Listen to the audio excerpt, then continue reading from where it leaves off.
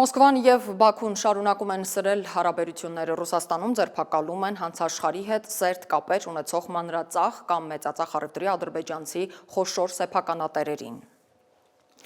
Եկատերինբուրգում ձերբակալվել է Ադրբեջան-Ուրալ կազմակերպության ղեկավար ադրբեջանցի Շահին Շեյխլինսկին։ Նրա ավտոմեքենան ուժայինները կանգնեցրել են Բաքու Պլազա առևտրի կենտրոնի մոտակայքում, կոտրել ապակիները, դուրս քաշել ավտոմեքենայից ու ձեռնաշղթայել։ Ձերբակալվել է նաև նրա որդին, հունիսի 30-ին կազմակերպված էթնիկ հանցախմբի 6 անդամ էր ձերբակալվել 2001-ից 2011 թվականներին պատվիրված սպանությունների վերաբացված գործով։ Հետաքննության տվյալներով խումբը նաև վերահսկում էր կեղծ ծխախոտ վաճառող տաղավարների ցանցը, իսկ դրա անդամները հավաքվում էին Բաքու Պլազա և Կասպի ռեստորաններում։ Ադրբեջանական լրատվամիջոցները հաղորդում են Վորոնեժում ադրբեջանցի գործարար Յուսիֆ Խալիլովի ձերբակալության մասին։ Ըստ աղբյուրների, նա տարածաշրջանի ամենախոշոր մանրածախ առևտրի օբյեկտներից մեկի Ալեքսեևսկի շուկայի համասեփականատերն է։ Որոշ պարբերականներ պնդում են, որ Խալիլովն ըստ ամենայնի կատարել է տարածաշրջանի ադրբեջանական համայնքի այսպես կոչված նայողի դերը։